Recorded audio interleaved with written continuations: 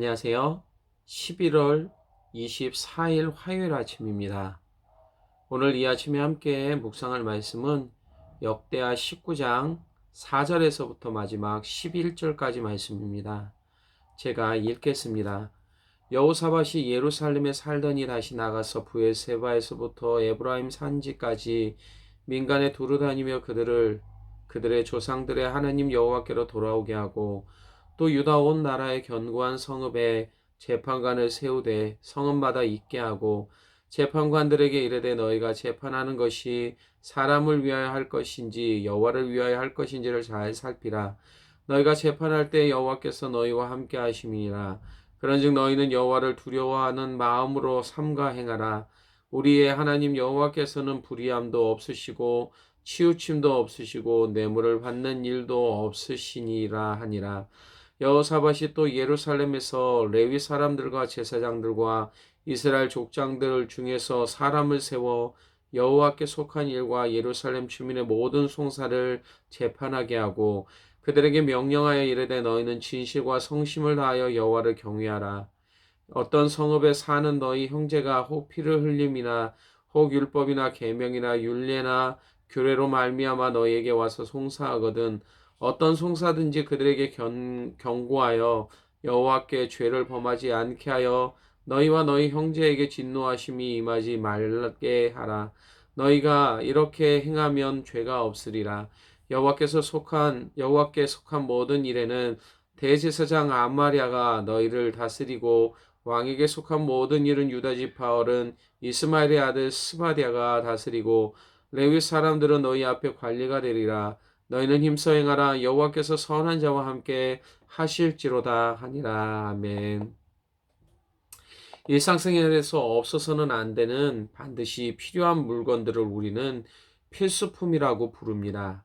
각자의 삶의 방식에 따라 종류는 달라질 수 있지만 이것들이 제대로 갖추어지지 못하면 여러 가지 불편한 일들이 삶 가운데 생기게 됩니다.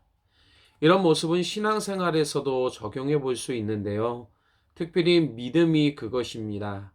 믿음이 없다라면 신앙생활 가운데 얻는 기쁨과 만족을 누리지 못하게 됩니다. 그런데 이 믿음은 자라가야 하는 특징을 가지고 있습니다. 사도 베드로는 이 사실에 대해 베드로후서 3장 18절에 오직 우리 주 곧 구주 예수 그리스도의 은혜와 그를 아는 지식에서 자라가라라고 말합니다. 그런데 우리가 날마다 믿음 안에서 자라가지 못한다면 믿음이 나의 삶을 움직이는 주체가 될 수도 없고 오히려 우리의 마음이 이끄는 대로 따라갈 수밖에 없습니다. 결국 그 안에서 생각하고 행동하기에 우리의 영적인 삶에 큰 영향을 미치게 되어집니다.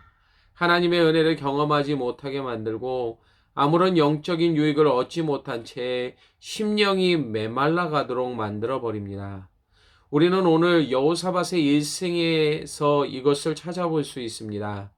역대하 17장에서부터 20장까지는 여호사밧의 통치 기간 동안 그의 행적에 관해 자세하게 기록하고 있습니다.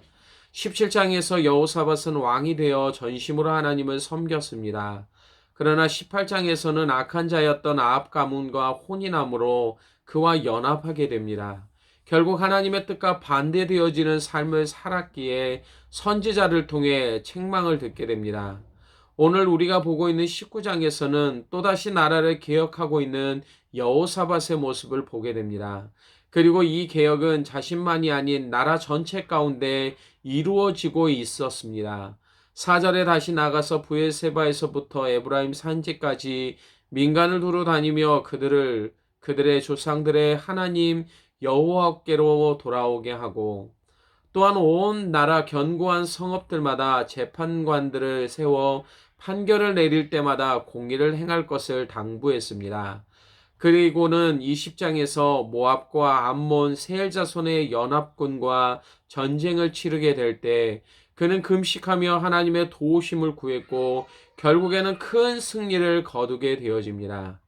그러나 그의 통치 마지막 순간에 또다시 심히 악했던 북이스라엘 왕 아하시야와 교제하는 일이 벌어지게 됩니다. 이처럼 그의 삶이 때로는 하나님을 전심으로 찾고 구할 때도 있었습니다. 그러나 그와는 반대의 삶을 살았던 적도 있었고 그때마다 하나님으로부터 책망을 듣게 되었습니다. 이것은 하나님의 백성으로서 믿음 안에서 자라가는 일에 집중하지 못함으로 나타났던 결과였고 또한 우리들 모두가 가지고 있는 모습이기도 합니다. 보통 신앙생활을 하시는 분들 가운데 믿음은 시간이 지나면 자연히 성장하고 변화하는 것으로 생각하시는 분들이 있습니다. 믿음에 관해 자신이 하는 일이 아무것도 없는데도 어느 때가 되면 자연스럽게 믿음이 생기고 자라난다라는 그런 막연함 속에서 신앙생활을 하시는 분이 있습니다. 여러분은 어떠십니까? 그러나 이것은 정답이 아닙니다. 여호사밧의 일생이 우리에게 이것을 정확하게 알려주고 있습니다. 처음부터 믿음은 우리의 것이 아니었습니다. 하나님으로부터 왔고 그물을 통해서만이 우리 안에 성장하게 됩니다. 사람의 몸 안에는 자가 치유 능력이라는 것이 있습니다. 몸 안에 병균이 들어올 때 그것과 싸워서 없애고 치료하는 능력입니다. 우리 몸에 작은 상처가 날 때면 잠시 후에 상처에 피가 멈추고 딱지가 생기며 시간이 지나면 새살이 오르는 것이 그러한 예입니다. 인간을 만드신 하나님의 놀라운 지혜를 그 안에서 엿볼 수 있습니다. 하지만 우리의 영혼은 그렇지 못합니다. 하나님을 대적함으로 생겨난 죄는 사람이 가진 능력으로 치료할 수 없습니다. 그렇다고 시간이 지나면 자연히 고쳐지는 것도 아닙니다. 오히려 더욱 영혼 깊은 곳에 심각한 질병을 유발해서 하나님께로 돌아갈 수도 돌아가려고도 하지 못하도록 만들어 버립니다. 따라서 하나님께 믿음을 구하고 찾는 것만이 아니라 그 안에서 머물기를 원하는 자들만이 성장을 이룰 수 있음을 보여줍니다. 그렇다면 믿음이 자라기 위해 우리가 할 일이 무엇입니까? 먼저는 하나님을 두려워하는 것입니다. 우리들이 생각하는 두려움은 말 그대로 공포나 무서움에서 오는 마음의 상태로 여깁니다. 하지만 하나님에 대한 두려움은 그분을 경외하는 것과 연결되어집니다.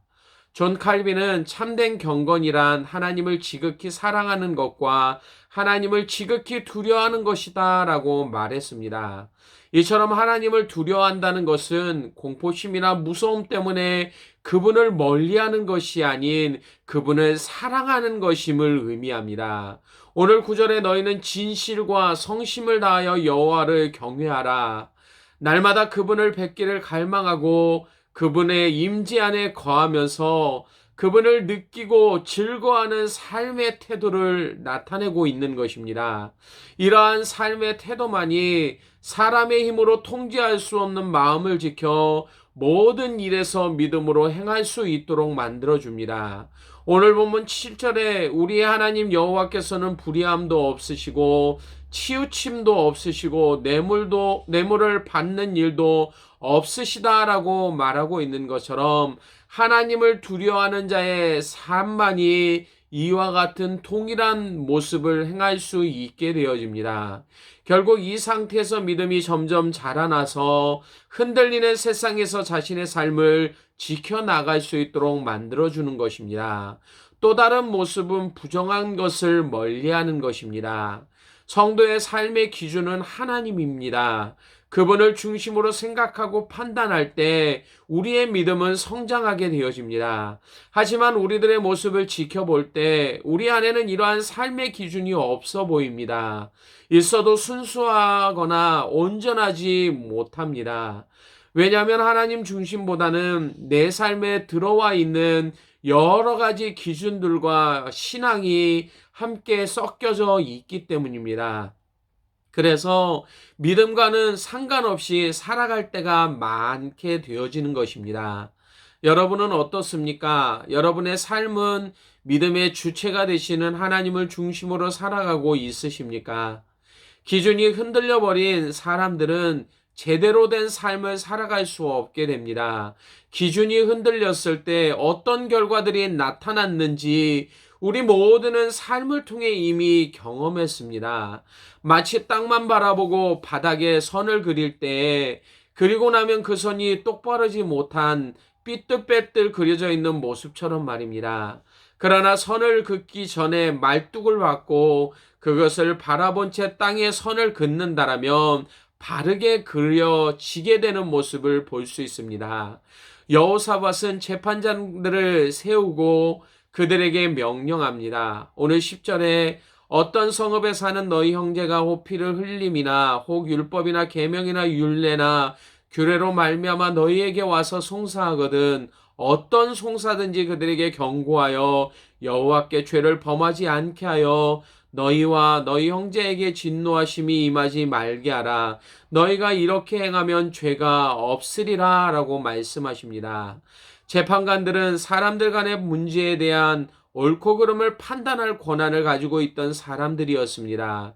그렇기 때문에 항상 공의로 판결해야만 했습니다. 하지만 지금과 마찬가지로 뇌물을 받고 부정을 저지르는 경우도 있었습니다. 북이스라엘이 멸망하기 전에 하나님은 이런 그들의 모습을 비판하시기도 하셨습니다.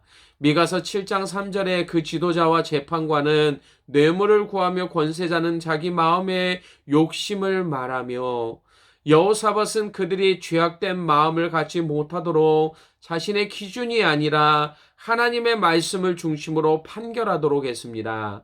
이것으로 판결하는 자들만이 아니라 판결을 받기 위해 나온 자들로 부정한 것을 생각하고 범죄하는 일들을 행하지 않도록 그렇게 만들었던 것입니다. 기준이 없는 우리의 삶은 언제나 육신의 쾌락을 줄 수 있는 것으로 향하도록 합니다. 그리고 그것을 얻기 위해 악한 일들도 행하기도 합니다. 결국 양심의 화인을 맞아 외식함으로 거짓된 것만을 따라가도록 만들어 버립니다.